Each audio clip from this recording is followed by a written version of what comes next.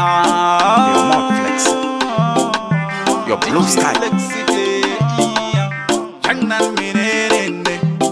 Number one, kada ini nilipo so. Number two, tapanga paina mukoma so. Number three, baindi varira mato vachingoti taingo nzindakakurira ku village, kumusha kukurira ku village. Shaingo nzindakakurira ku village, auwe kukurira ku village.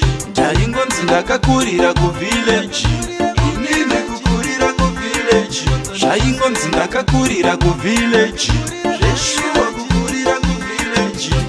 Auna chiko asiwe une chido, ekara ndichiudzwa makara moyo.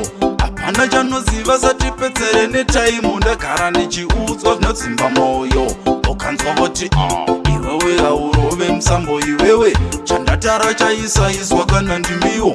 Pana kana inditerera kana ndidawo, ingorihona iwo. Aiwa ndakakurira ku village, kumusha kukurira ku village.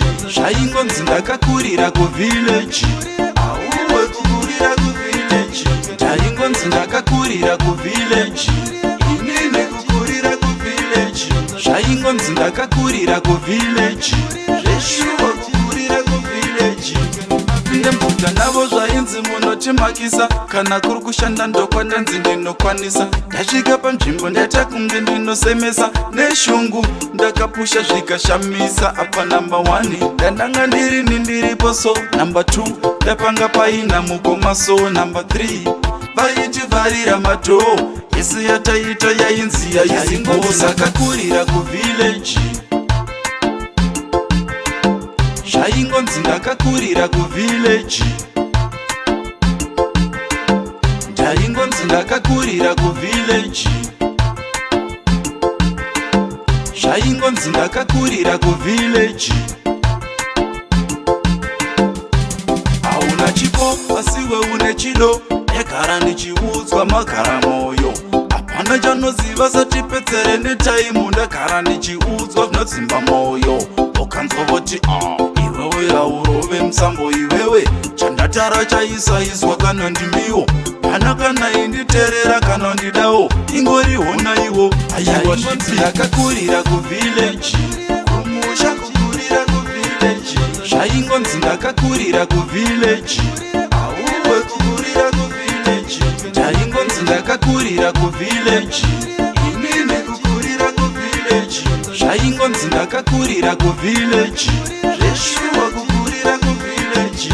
Tipinde mbuta navo zvainzi munotimakisa, kana kuri kushanda ndokwanda nzi ndinokwanisa. Ndasvika panzvimbo ndaita kunge ndinosemesa, neshungu ndakapusha zvikashamisa. Apa number one, ndandanga ndirini ndiripo so. Number two, ndapanga paina mukoma so. Number three, vaiti varira mato, yese yataita yainzi yaizingo. Sakakurira ku village,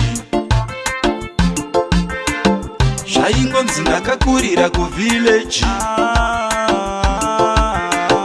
Ndaingo ndakakurira ku village, shaingo ndakakurira ku village. Your mouth flex. That's blue sky.